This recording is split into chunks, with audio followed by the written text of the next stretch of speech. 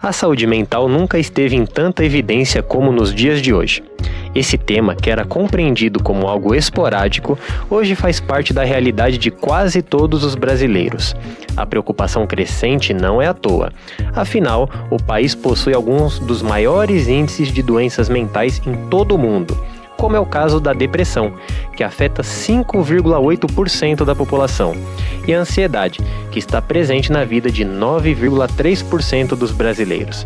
Além disso, nós também somos, segundo o relatório oficial do Dia Mundial da Saúde Mental, o quarto país mais estressado do mundo. Os dados demonstram que a importância de se falar cada dia mais sobre a saúde mental e desmistificar alguns tabus que envolvem essa temática mostram a importância da campanha Janeiro Branco, que vem de encontro com essa proposta e nos lembra que 2025 é uma folha em branco para novos aprendizados. E para abordar esse assunto tão importante, eu tenho a grande honra de receber aqui nos nossos estúdios dois convidados muito especiais e vou apresentar a vocês a psicóloga Flávia Gozzoli, que felizmente está de volta aqui ao nosso projeto, já havia participado no nosso início quando éramos um audiocast e agora tem a honra de nos brindar aqui também no formato de vídeo, e o Dr. João Ricardo Carvalho, médico psiquiatra do HUSP.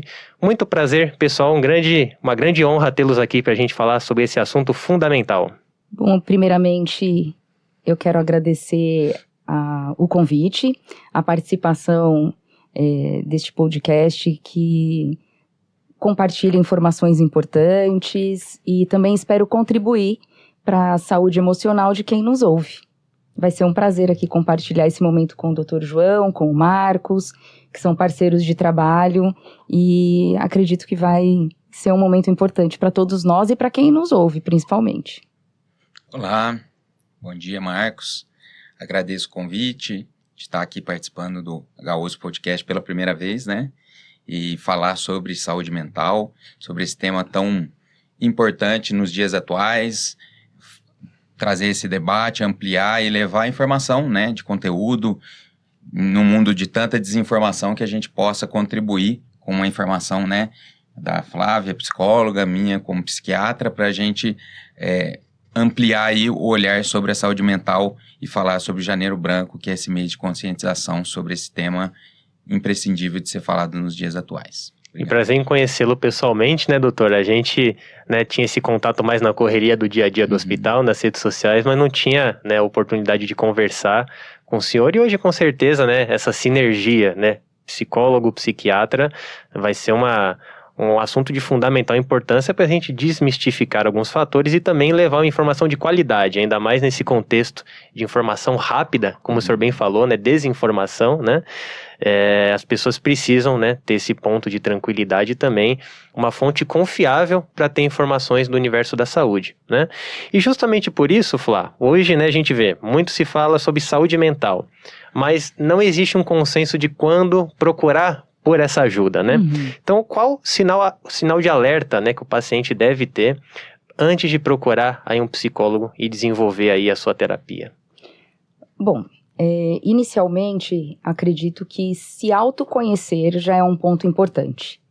A partir do momento que você se autoconhece, você sabe dos seus limites, você conhece os seus comportamentos diante de uma situação, você conhece as suas afinidades. Então, o autoconhecimento é um ponto de partida para você também saber quando algo não está bem.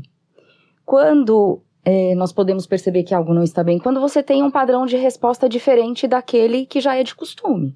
Então, diante de um evento, você passa a ter uma resposta diferente, que contradiz os seus valores, que contradiz as suas afinidades. E estas respostas, às vezes, essa mudança de padrão pode te trazer prejuízos em todos os âmbitos da vida. Então, aí você percebe que você não está legal no trabalho, que as suas relações também estão sofrendo com essa mudança de padrão de comportamento. E quando que a gente percebe que a ajuda profissional pode contribuir? Quando a intensidade, a prevalência destas alterações se mantém. Então, a intensidade e também a prevalência, o quanto estas mudanças são frequentes, na sua vida, na sua rotina. Então, assim, você percebe que não tá legal e quando você tem essa condição de identificar.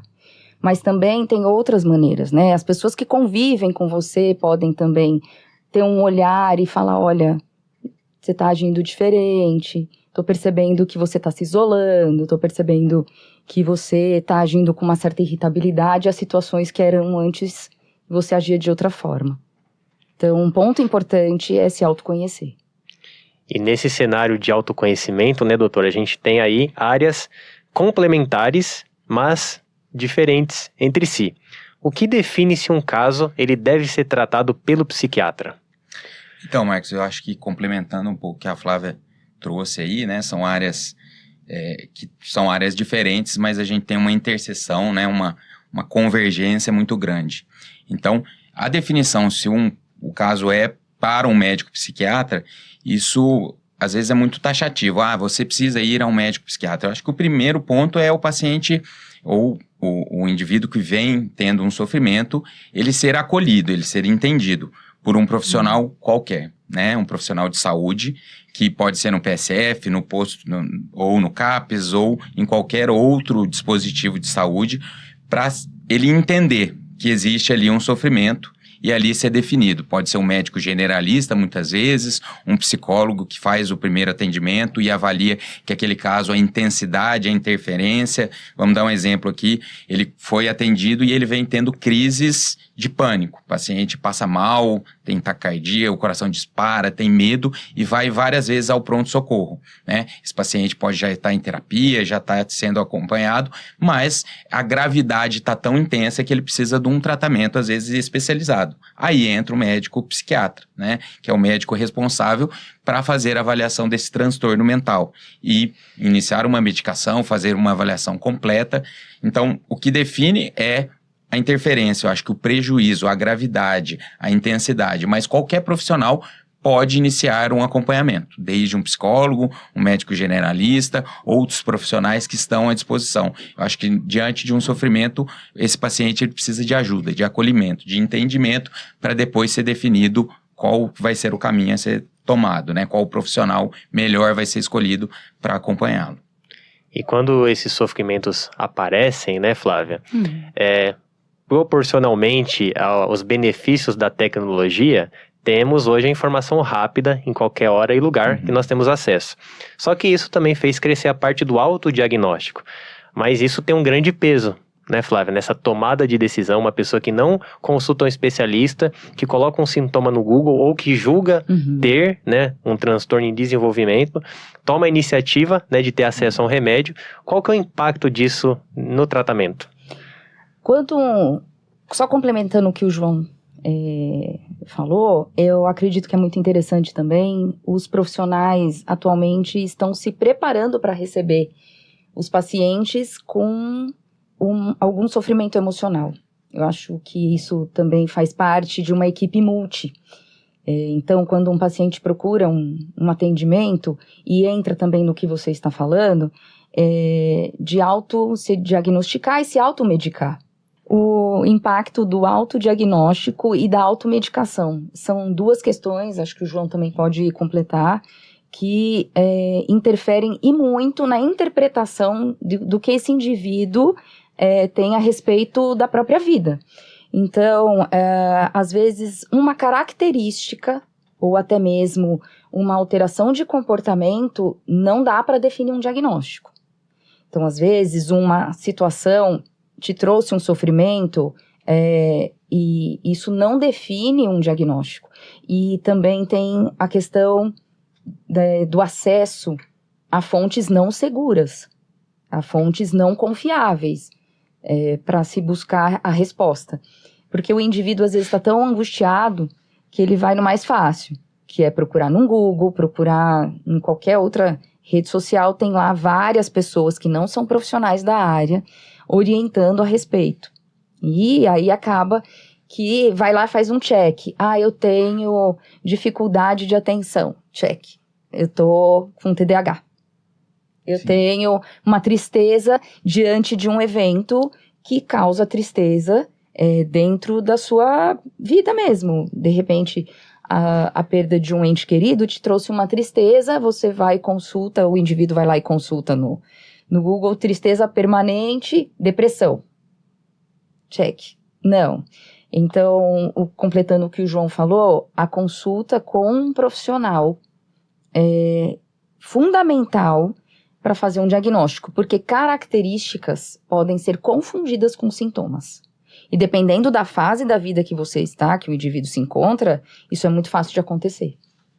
Então, às vezes um idoso, uma criança com hiperatividade, fazer um diagnóstico hoje necessita de uma série de critérios. Um idoso você pode confundir com depressão, porque a característica do próprio processo de envelhecimento pode ser confundido com um quadro depressivo.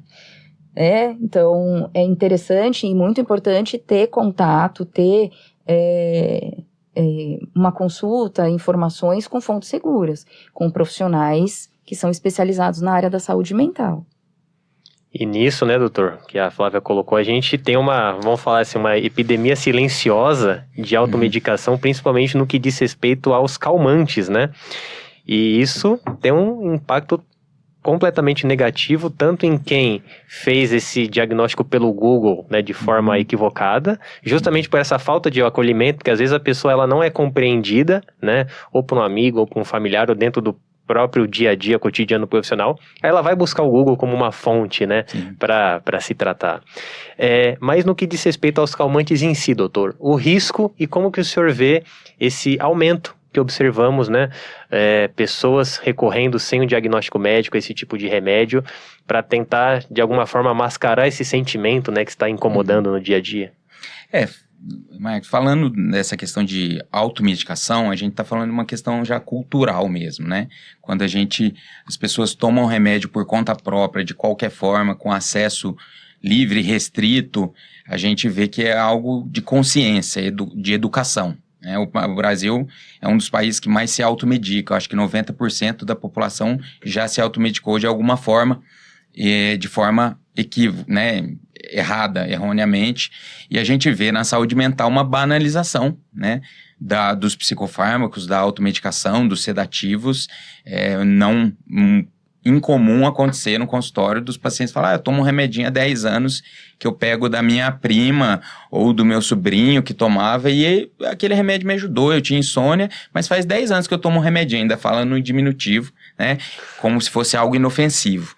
Então, o aumento, né, da automedicação, ela vem muito associado à banalização da questão da saúde mental, onde os achismos, o autodiagnóstico excessivo, esses testes na internet ou redes sociais, onde você fala de 3 critérios, você já pode tomar uma fluoxetina ou qualquer outra medicação, como se fosse uma Novalgina, né? Até a Novalgina de forma não prescrita, não corretamente indicada, faz mal, né? A gente sabe que os grandes problemas da saúde mental hoje ocorrem por intoxicação de medicamentos, né? Alergias, o não tratamento, porque esses pacientes que não acompanham com um profissional que indicou a medicação, eles podem desenvolver dependência dessas medicações. Então, isso é alarmante no nosso país, quando se tem caminhos a população acredita que tomar medicação, eu tomo dia sim, dia não, porque eu tenho depressão. Mas quem fez esse diagnóstico? Quem foi o profissional que te indicou essa medicação?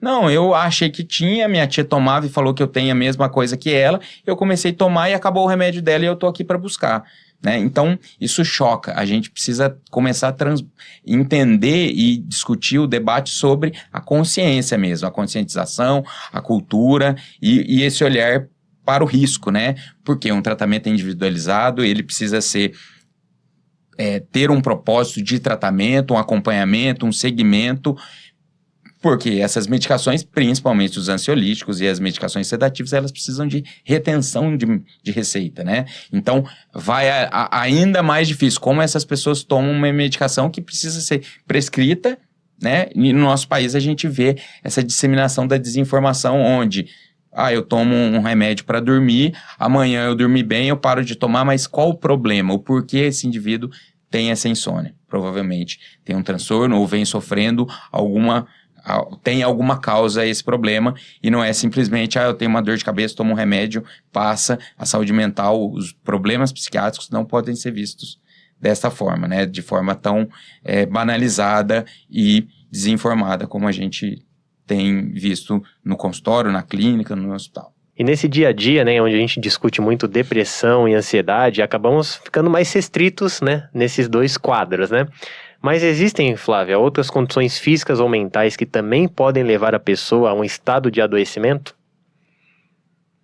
O que eu percebo é que atualmente algumas condições podem ser semelhantes a um quadro tanto depressivo quanto de ansiedade. Então, aí eu volto no autoconhecimento. O autoconhecimento vai te proporcionar se aproximar, ter um vínculo bem próximo com o seu comportamento e com os seus sentimentos. Então, você vai tem um evento na sua vida, acontece alguma coisa e que te traz um desconforto momentâneo, que pode ser confundido com uma ansiedade ou com uma depressão. Também existem alterações que um quadro orgânico pode trazer e também ser confundido com depressão e ansiedade. Eu acredito que a partir do momento que você tem um vínculo muito bom com você mesmo, que você conhece os seus... Todos não, que acho que todos é meio difícil de conhecer, mas que você sente que algo não tá legal, você pode identificar e falar, perceber que isso não é uma ansiedade, e sim uma resposta automática, ou uma resposta daquele momento. Só, não necessariamente faz parte de um quadro, mas quem identifica, quem tem essa condição de se olhar, de se permitir se conhecer, porque o autoconhecimento é um processo longo, às vezes infinito, pode ser doloroso, mas necessário. Então, que ajuda muito na identificação do que é um sintoma de um quadro patológico e uma reação. E falando nesse quesito do autoconhecimento, né? Que muitas vezes nos surpreende, né? Mas é fundamental para que a nossa vida tenha mais qualidade de vida. É possível, doutor, a gente adotar algumas atitudes de forma a prevenir uma doença mental? Quando, Marcos, a gente fala de prevenção, a gente engloba muita coisa, né? A gente pode, hoje, a sociedade e as pessoas vêm adoecendo mentalmente, eu acho que por deixar escapar o que é primário, o que é básico, né, para a manutenção de uma saúde integral. Eu não digo nem saúde mental, eu digo a saúde física e mental, né, a saúde completa. Isso envolve, vamos dizer aqui, a receita, né, de bolo. Atividade física. A gente sabe que hoje o sedentarismo, ele avassala a nossa sociedade, as crianças principalmente. Então, a rede social, a internet, a tecnologia, ela privou muita gente da atividade física. Então, a atividade física é primordial para a manutenção e prevenção dos transtornos mentais. Os estudos mostram claramente que quem faz atividade física, o melhor antidepressivo natural, sem contraindicação, é a atividade física. É a caminhada, é a corrida. E quando eu falo atividade física, eu não falo ficar na academia horas se exercitando. Eu falo que uma atividade ao ar livre de 15, 20, 30 minutos já traz bem-estar mental, né? Então, atividade física. O segundo pilar aí, a gente pode falar da alimentação. Uma alimentação saudável que envolve... Hoje a gente vê excesso de carboidratos, excesso de refinados, gorduras. A gente acredita, né, que quando a saúde mental, ela está muito relacionada à nossa saúde intestinal. A gente fala que, né, os probióticos, alimentos saudáveis, ricos em fibras, alimentos de alto teor de gorduras insaturadas, as vitaminas, isso tudo auxilia, né, na produção de triptofano, na produção de serotonina, dos neurotransmissores, vamos dizer assim. Além disso, a gente as relações saudáveis. Num mundo que se isola cada vez mais, a desconexão com as pessoas. Então, o convívio social, ter pessoas, convívio saudável, ambiente onde você troca, compartilha da existência, da vida, relações adequadas, isso também é um fator de prevenção para os transtornos mentais. Além disso, o acesso, quando a gente fala em prevenção, a gente pode ir lá atrás, né? Desde o aleitamento materno, o reforço aos dispositivos de acolhimento de saúde mental que se previne. Então, ao acesso à terapia, ao acompanhamento psicológico, o indivíduo, às vezes, ele está com uma angústia, um sofrimento ali momentâneo, e quando ele compartilha aquele sofrimento, ele é escutado, e aquilo pode prevenir um transtorno, de desenvolver um transtorno mais grave, um quadro depressivo e outros. Então, eu acho que a acessibilidade aos serviços de saúde também, tá? Então, existem várias, né, formas de prevenção. Só que essas prevenções são aquelas que exigem mais esforço. Tomar uma pílula, tomar simplesmente uma medicação e falar, eu estou curado, isso vai resolver a minha vida, eu não vou sair do sofá, eu não vou colocar... Não, às vezes a pessoa não consegue, ela está num quadro depressivo que ela precisa inicialmente da medicação para desenvolver esses hábitos. Mas a gente acredita que hoje essa sociedade da medicalização, da automedicação, do reforço, que a pílula mágica existe, não, eu tenho dificuldade de atenção, eu tomo uma pílula e meu desempenho intelectual vai ser enorme, eu vou conseguir dar conta de um trabalho que é excessivo. Hoje a gente vê o burnout, a sobrecarga, então a gente está falando de uma complexidade de multifatores, né, multifatorial, onde o que mais dá trabalho, o que mais exige de nós é o melhor, né, e o mais fácil, que às vezes é a medicação, é o que é necessário muitas vezes, mas não é a primeira escolha, vamos dizer assim, para a prevenção dos transtornos mentais. E recentemente, né, milhares de pessoas deixaram de fazer os seus exercícios físicos, né, ter essa rotina mais saudável, muito por causa do isolamento social que a Covid nos exigiu, né? Hoje, Flávio, olhando, né, para esse pós-pandemia, né, que parece muito tempo, mas num recorte histórico, não tanto assim, né? Você ainda consegue enxergar como que o isolamento, ele contribuiu negativamente para a saúde mental da população? Então, atualmente ainda é possível perceber que existe consequências deste isolamento, até mesmo quando o João fala a respeito do acesso à atividade física. Então, exige mais do indivíduo que ele vá buscar, só que durante a pandemia, o que aconteceu? Nós fomos obrigados a nos manter isolados. Nós nos acostumamos, nós também vivenciamos esse momento com muita angústia, de nos privar das relações, nos privar de momentos agradáveis, e nós fomos condicionados a nos manter em isolamento, e isso trouxe outra reação, que é o medo. E o medo, ele traz também como, talvez, não em todos os casos, mas a paralisação, né, diante do evento. E foi um episódio que marcou a história mundial e trouxe à tona a importância da saúde mental. Eu acredito, se o João quiser completar também, que a procura por ajuda depois, no pós-pandemia, é significativo até hoje.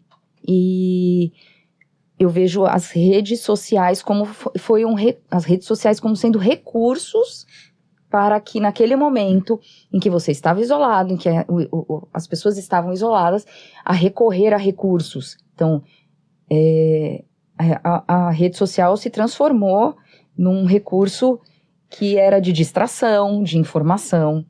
E aí, o repertório de maneiras de autocuidado se estreitou. Então, diminuiu muito esse repertório.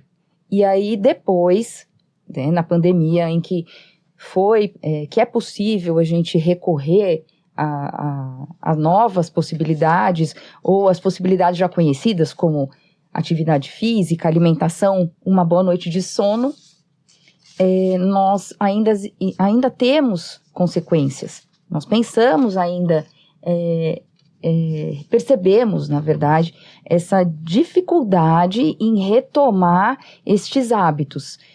E que eu digo assim, que esses hábitos, eles transformam em comportamento. E foi assim que aconteceu ao inverso no Covid. Os hábitos que nós tínhamos antes do Covid, de uma alimentação, e que já são hábitos que estão dentro da nossa rotina há muito tempo. Nós fomos privados desses hábitos e nós recorremos a outros hábitos, e aí partiu para o comportamento de isolamento. E agora, para retomar estes hábitos, o indivíduo, a sociedade parece que encontrou mais dificuldade, porque daí se adaptou à rede social, se adaptou ao isolamento, se adaptou a ficar mais dentro de casa. E aí, e ainda tem o home office, né? As pessoas ainda trabalham em home office. E outra questão que eu vejo também do Covid foi o contato consigo mesmo. Porque as pessoas foram, de uma certa forma, obrigadas a se conhecerem dentro de casa, dentro das suas relações da casa. E ter contato consigo mesmo. E neste momento, talvez, possa ter surgido outras questões que vieram e ainda estão presentes. Quanto em sociedade, se falando da repercussão da saúde emocional, do que nós assistimos hoje, da busca por profissionais, do quanto que ainda tem esta consequência do Covid. Então, assim, resumindo, o Covid tirou a gente de um movimento, colocou a gente em outro. Saindo deste movimento do Covid, ficou mais difícil do indivíduo se prontificar à busca de estratégias e ferramentas de bem-estar. Aí ficou confortável, ficou cômodo. Então, para eu ir lá fazer uma atividade física, para eu ir lá cuidar da minha alimentação, ficou confortável do jeito que estava. Então, eu acredito que ainda assim, nós temos reflexos da pandemia. Pessoal, o tempo passou voando, né? Já estamos aqui na reta final do nosso podcast do Janeiro Branco, né? Passou voando, mas com muitas informações importantes, né? E seguindo nosso compromisso, né, de levar informações de qualidade, principalmente sobre esse tema, né, que sempre vai ser atual, né? Falar de saúde mental, desmistificar os tabus, né, independente do mês, né? Bom que é janeiro porque faz parte daquele nosso planejamento para ter um 2025 melhor, mas que todos os dias, né, e nos meses seguintes a gente nunca se esqueça, né, da importância dessa campanha. E doutor, agradecer, né, foi uma honra conhecê-lo pessoalmente, ter essa aula contigo, né, com certeza essas dicas aí vão mudar a vida dos nossos ouvintes, né, e principalmente das pessoas, né, que precisam desse lado mais acolhedor, sem deixar de ser técnico também, né. E eu queria que o senhor encerrasse, doutor, falando da questão dos estereótipos, né? Porque, infelizmente, ainda, né, 2025, muitos pacientes psiquiátricos ainda são taxados, né, como pessoas loucas. E no carisma da nossa fraternidade, né, e da associação, está justamente esse abraçar, né, o acolhimento franciscano, tão tradicional aqui nas nossas obras. Então, trazer isso para a nossa realidade, né, doutor? Pessoas que precisam de apoio e que têm uma condição. Não são nem melhores nem piores do que nós, são seres humanos e que precisam de todo respeito, né? Eu acho que hoje estar aqui, né, ao lado da nossa colega Flávia, com esse chamado, esse convite, eu acho que é isso que a gente precisa, né? Eu acho que quando a gente fala em saúde mental, não é falar no Janeiro Branco, no Setembro Amarelo, é falar diariamente, né? A gente precisa muito de quebrar os estigmas, né? Fazer essa desconexão da loucura que foi tão taxado e lá atrás, na Idade Média, foi se criado esses padrões de exclusão, onde o doente mental ou a loucura, ele precisa ser isolado, eu não conheço, não vamos falar disso, isso é um tabu. Então, eu acho que a gente vem evoluindo, vem caminhando e precisa ter olhar humanista mesmo, né? Eu acho que a saúde mental, ela vem ganhando esse campo de humanidade, onde o outro sofre, onde eu sofro, onde eu posso compartilhar do meu sofrimento, onde eu posso falar mais abertamente, sem ser julgado, sem ser excluído, não é mimimi, né? Não é falta de caráter, não é pouca vergonha, não é outros termos e jargões estão usados aí ainda pela sociedade. Então, a saúde mental, ela precisa ter esse olhar, um olhar crítico, um olhar de aprofundamento, não banalização, né? Essa questão, às vezes, na rede social, que você tem ansiedade, e a ansiedade se cura desta forma, não é tão simples, precisa ter um debate amplo e estar aqui, né? Eu acho que as campanhas, o Janeiro Branco é esse mês de conscientização, esse olhar humanizado em falar sobre o adoecimento, sobre o sofrimento. Todos sofremos de formas diferentes, cada um da sua forma, mas a partilha, a conversa, a escuta, acho que 5 minutos escutar alguém falando sobre a dor, hoje se fala muito, se escuta pouco, já é uma ajuda.